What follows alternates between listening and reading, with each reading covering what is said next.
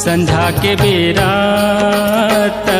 रोई फूले का वो तोरे मुठा भर भर चूरी, वो तोरे मुठा भर भर चूरी।